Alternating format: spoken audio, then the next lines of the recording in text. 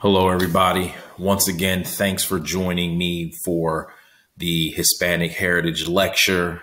It'll be sort of like a lecture, but not in the traditional sense. We're doing this online. But once again, you took some time to just stop and learn a little bit.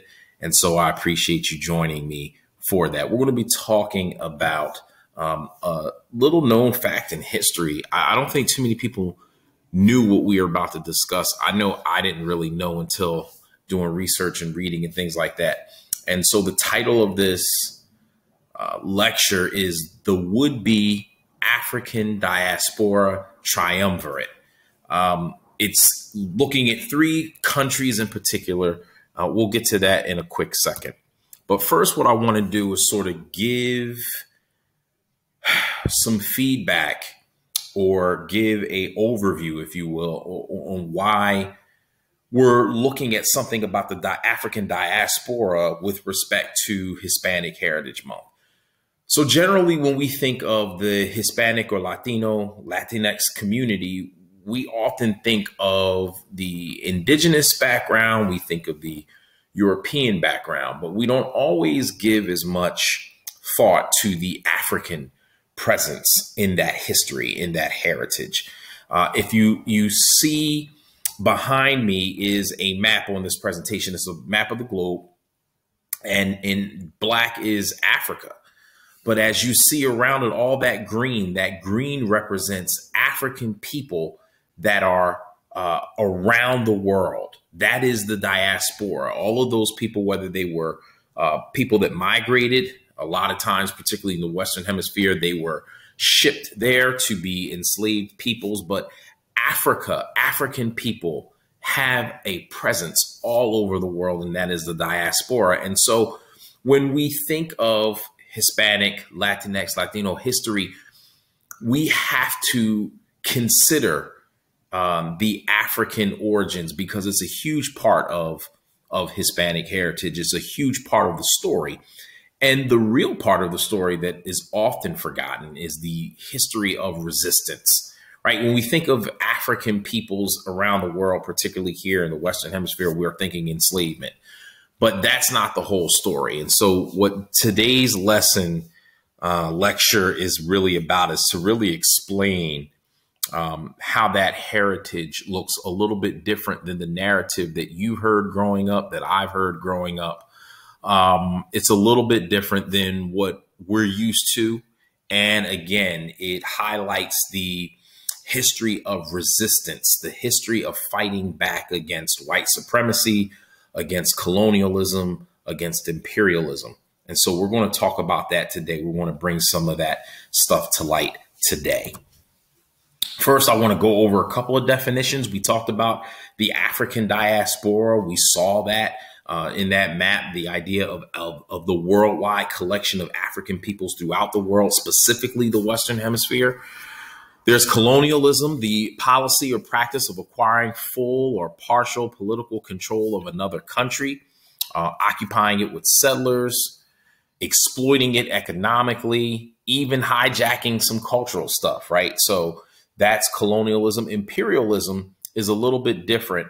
A policy of extending a country's power and influence through diplomacy or military force. So colonialism is when one country goes into another country, takes it over, sends settlers, does its thing. Imperialism is we're not going to come into your country, but we're going to extend our might, our economic might, our political might, our military might, to influence you to do exactly what it is that we would want you to do to benefit us, of course. So that's the difference between those terms. A triumvirate is a collection of three men, or in this case, what we'll talk about, groups holding power. And lastly, the idea of a Spanish Creole. They are Europeans, Spanish from Spain in particular, born in the Americas. So in this case, when we talk about Spanish Creoles, we're talking about European people, white people who have Spanish heritage, born in the Americas. And that would be whether it is Mexico, whether it is Peru, Colombia, any Spanish territory, colonial territory at the time. When we say Creole, we mean a Spanish person born in the Americas, where it's a little bit different than the term French Creole. So with that being said, we're going to go to Mexico, and we're going to start with this gentleman right here. His name is Vicente Guerrero, and he was a general, one of the leading generals. He became the lead general in the revolutionary struggle for independence from Spain in Mexico. He was called the consummator of independence. He was an Afro-mestizo. So that term mestizo is he was partially European, Spanish heritage, and then partially indigenous. But he was also Afro. So, of course, he has African heritage in particular. But his skin color, this picture behind me might not tell the whole tale, but he was dark-skinned, a very dark-skinned person. He was called the Black El Negro. The Spanish actually mocked him, called him the Black Guerrero because of his dark skin. But nevertheless, this guy was a problem. He led the fight for independence from the Spanish. And not only that, but he played a role in Mexican politics. And eventually he became president of Mexico, the first president of African descent. There was only two presidents at the time. He was the second, but he was the first to be of African descent. That's who this guy was. Now, his platform, he championed the causes of the racially oppressed and the economically oppressed, particularly the African and the indigenous poor. And it was a vision that was not shared by everybody in Mexico, particularly the Creole folks did not share that similar vision. But Guerrero was led by these politics, and that led him to abolishing enslavement throughout all of Mexico. There were territories where there was enslavement and territories where there weren't. But this man came in office and said, nope, no more enslavement throughout the entirety of Mexico. So roughly April, maybe 4 or 5 months after his ascending as president, he abolishes enslavement. He's called the Mexican Abraham Lincoln, actually called the Lincoln before Lincoln, right? He does this in 1829. And the other thing that he did that was interesting is that he removed all racial categories from birth, marriage, and death certificates. Now, why would you do that? Why is that important? Well, because the Spanish, when they were in charge, they had race on top of all of these certificates. And the reason why is because depending on your racial category, there were certain jobs and taxes that were attached to it. And as a means of resistance, you would have folks in various parts of Mexico, particularly your Catholic priest. They would remove the racial recognition so that way they could protect the indigenous and African folks there. And so this even happened in Guerrero's hometown. So him outlawing race or removing race from all of these certificates ensured that no one would be taxed unfairly. No one would be given a job unfairly because of the color of their skin. He wanted to make sure that all people in Mexico were treated fairly, that were treated equally. That was his legacy. That's who this guy was. And it pissed off a lot of people, particularly those Creole folks. Now, going back to enslavement, him abolishing enslavement, it had huge ramifications, particularly in Texas. You know, the history is, of course, Texas was a territory of Mexico. It was a part of Mexico, and Americans came to Mexico. And the reason why is because, you know, the Mexican people, the government wanted to inhabit the area. They wanted people to come settle in the area. And so they allowed for Americans to come. Now, of course, the states next to Texas, the one in particular being Louisiana, there's Arkansas is there too, but you have Louisiana, I'm sorry. And Louisiana was a slave state. So when folks were coming over from the United States into Mexico, into Texas, they were bringing their enslaved captives with them. So we have an issue, right? Because Guerrero outlawed enslavement, but because he was afraid of all of the Americans coming in, of course, them being white, he did not want for them to take over Texas. And so there was a law created on behalf of the settled Americans where there was an agreement. We would not outlaw enslavement if you had an enslaved person when you came here. And so that was supposed to be the compromise. Now, fast forward, after Guerrero, the other leaders of Mexico enforced the law. And that was one of, if not the chief reason why you have the Texas Revolution, right? So that's just a foreshadowing of what is to come. But we're not focusing on that today. That's just for you to know that when folks talk about Texas and the Texas Revolution, it had to do with the fact that Mexico outlawed, abolished enslavement under Guerrero, and eventually enforced the law in Texas. And the Texans, the Americans who outnumbered the Mexicans in Texas, were against it. And so that's where the revolution comes from. But back to Guerrero. He outlaws enslavement, right? He abolishes it in Mexico, but he has other plans. There's another country in the Western Hemisphere that has rebelled successfully against its colonial captor or colonial power. And that's the Haitians. That's Haiti. In 1804, Haiti became an independent Black nation in the Western Hemisphere. Scared everybody to death because the enslaved peoples led that revolution. And they outlawed enslavement there too. And the reason why it scared everybody to death, you have to understand, Haiti was the most profitable territory in all of the New World. It was called a diamond, a crown jewel, and the French were in control. It was so profitable, and now you have enslaved peoples taking it over, right? And so that scared a lot of people. Of course, we're talking about colonial powers, we're talking about white people. It scared those folks because, I mean, you didn't want your enslaved people catching the fever of liberation. But it happened in Mexico where Guerrero led a liberation movement, and not only for, Mexicans of power, but for the poor, for the marginalized, for the oppressed. And he abolished enslavement. And so he looked to the other country in the Western Hemisphere that was free for the same reason. He looked to Haiti and he sent a special envoy. He sent someone to go over there and negotiate a peace treaty with their president.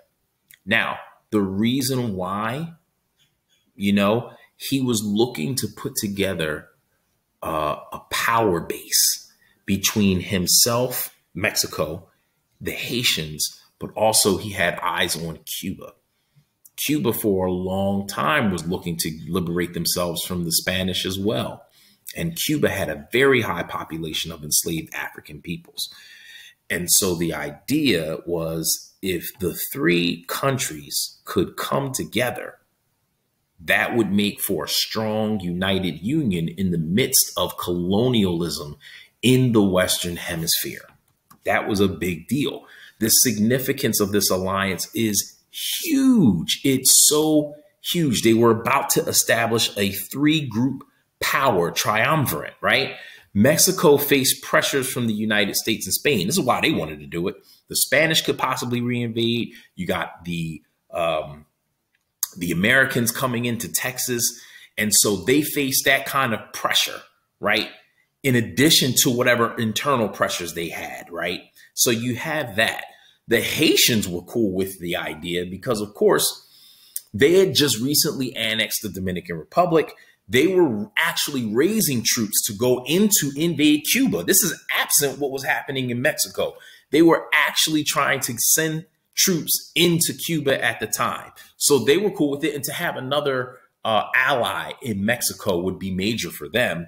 And then again, Cuba had a secret society made up of Mexican people, right, to plan a revolution. So it was expected that the Mexicans and the Haitians would arrive to support the enslaved revolts that were happening already. There were a couple happening in the 1830s and early 1830. And they were going to go there and they were going to support those revolts and then set off a mass revolution in Cuba. And that scared the mess out of all in these colonialists, all of these colonial powers, they were just like, we can't have it. We can't have it. The British said we can't have it. The Americans, although they didn't necessarily start their imperialism yet, they still understood the power of enslaved peoples freeing themselves from their colonial powers. They didn't want that spirit coming to the South. They could not have it. The Spanish had other territories. We can't have it. The colonial powers could not see this happen. 3 nations, 3 independent African nations in the Western Hemisphere that shed itself from both the Spanish and the French. It just couldn't happen. So the rails began to fall off, right? It all began to fall. There was the threat of the Spanish invasion. Like I said, that Guerrero was already afraid of that, but the threat was even more real.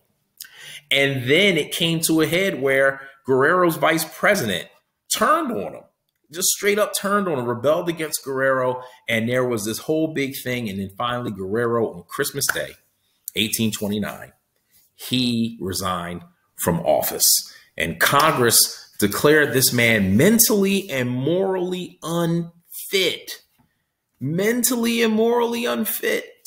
to do this. They were like, no, he can't be president.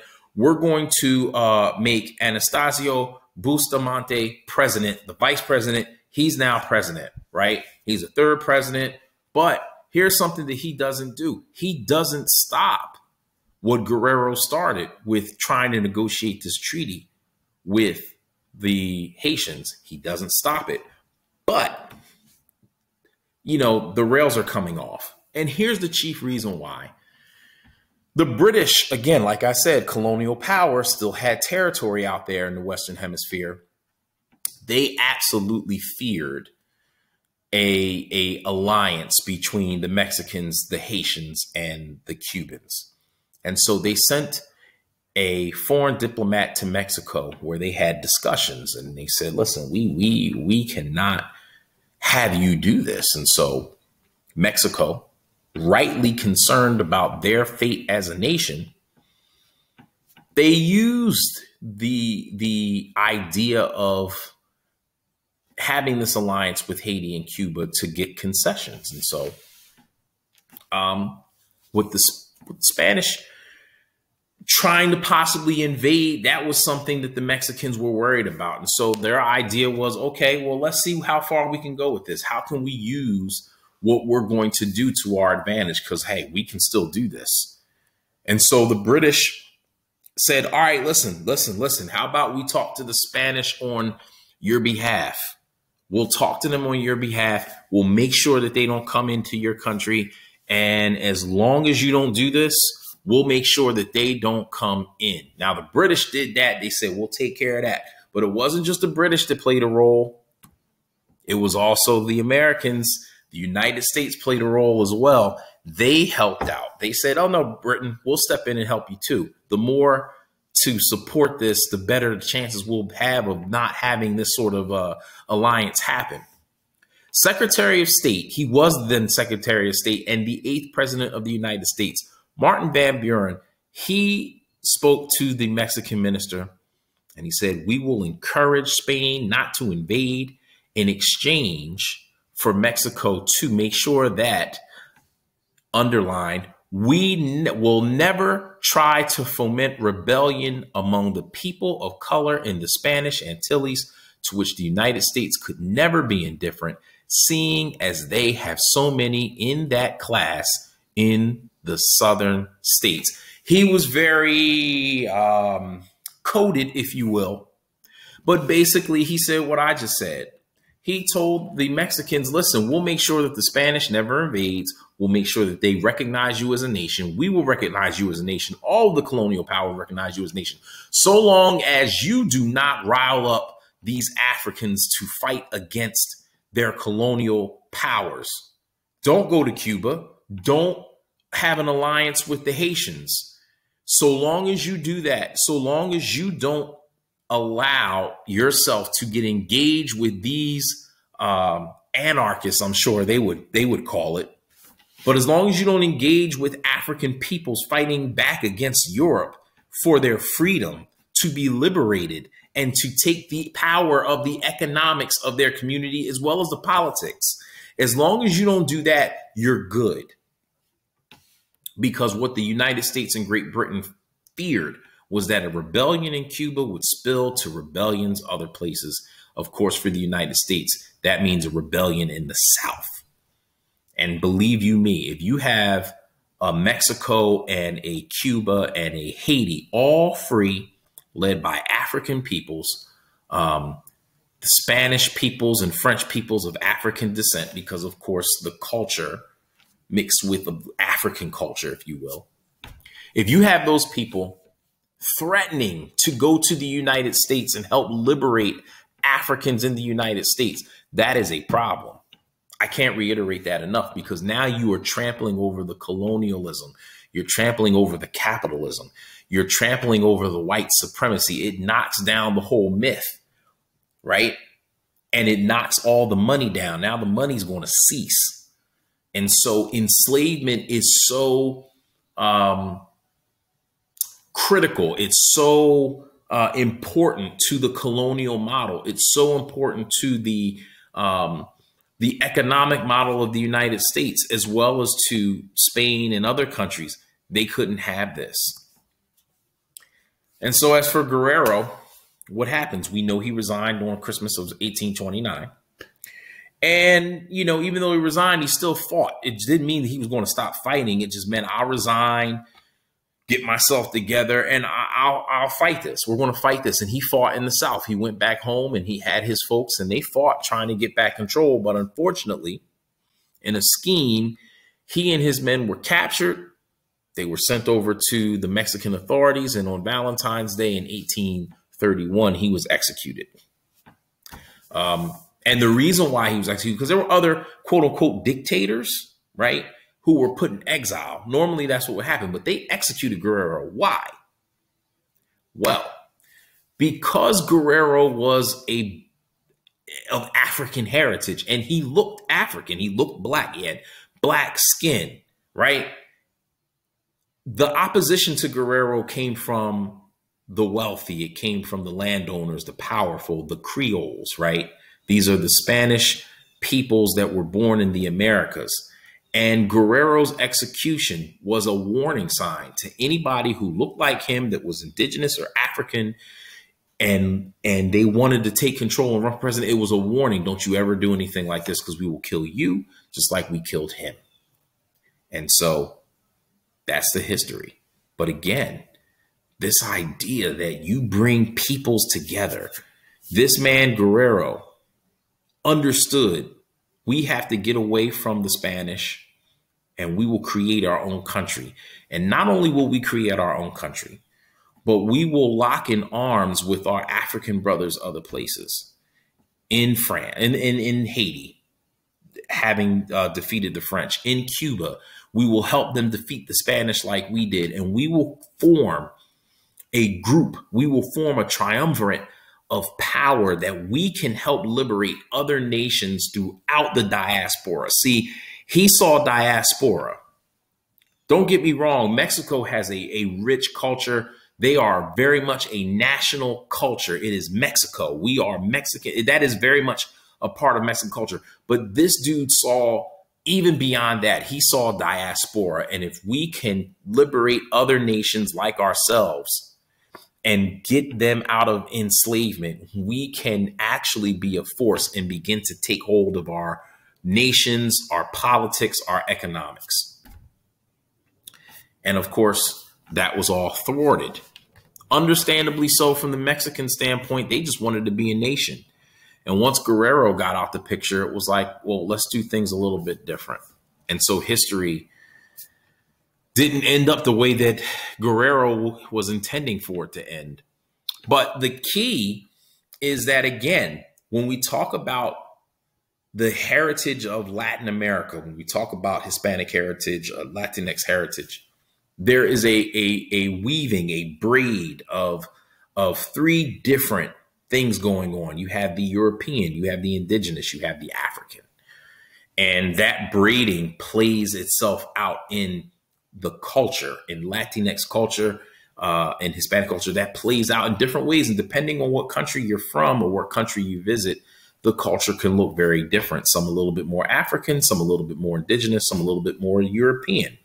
But what we must remember and never forget is that the legacy of Hispanic heritage, it isn't simply in the cultivating of people by colonial powers, right? It's not just thinking about what the Europeans did, but it's also the idea of what that culture bore out in terms of independence and in terms of liberation. And it wasn't just to liberate themselves from their colonial power to, live their own destiny. But a lot of that, although true, was tied to this idea of setting the captives free, removing enslavement from their future. Maybe it was a part of the DNA of the colonial power, but it didn't have to be a part of the DNA of the new nation. And so a lot of nations embody that sense of duty to their fellow man, members of the diaspora, not just here, but all over the diaspora. And that's the legacy. That's the legacy of Hispanic heritage. As much as it is, when we think about it, we think about the food, of course, we think about the music, which is awesome. That food and that culture, that music, that's tied into Africans as well. But when we talk about the real thing, we're talking about this history of resistance, this history of understanding placement within the diaspora, this anti-imperialist, anti-colonialist, anti-enslavement narrative and mindset that really guided a number of nations in Latin America to independence. And this idea of, again, fighting against enslavement, fighting against this taking over, this colonialism, that's a strong portion of the heritage. And so hopefully we communicated that to you today. So never, ever, ever take anybody's word for anything these days, right? Because you want to know where you getting your information from. So I have right here a list of sources. These are a couple of books. I think one journal article, but you should try and get your hands on it. At the very least, the books. The journal articles might be a little bit tough. You got to have a subscription. You may have to get to a college or something like that. South to Freedom, Runaway Slaves to Mexico on the Road to the Civil War. That's a great book to get your hands on. Black in Latin America. That's another great book to get your hands on. Try and find those if you can. Again, let me put this one disclaimer out here. Carter G. Woodson, Dr. Carter G. Woodson, the father of Black history, gave a wonderful resource in the Journal of Negro History. And there's so much there. If you can get yourself a subscription to JSTOR, I don't think it's too expensive. It might be $100 a year or something to that effect. If you can get yourself a subscription to JSTOR, do yourself a favor and do that. If you want to learn more about history, if you want to learn more about the truth that folks are trying to prevent you from learning, to prevent your children from learning, get you a JSTOR subscription and look up the Journal of Negro History. It's some good stuff in there. It's some really good stuff that talks about the history of the United States, the history of Latin America, the history of the Western Hemisphere, and history of Africa and portions of Europe as well. So that's just some really good stuff. I suggest that you try to do that. At the very least, get your hands on those books that I mentioned. Some good stuff there. So again, thank you for joining me for this presentation. It was a pleasure to be able to speak to you all today. And again, I hope that you gained some great information from this. The idea for this came from my work. I'm actually working in teaching a number of lessons to high school students through this sort of process. And it just came to me, why not do a bigger lecture? Those talks are generally 5 to 10 minutes. This was a little bit longer. So I just wanted to try and do something so that way everybody got some more information, got to learn a few more things. So again, thank you so much for joining me. And again, I hope that you learned something new. And I hope that you take this information and teach it to somebody else. Tell it to someone else. Keep the cycle going, the learning going.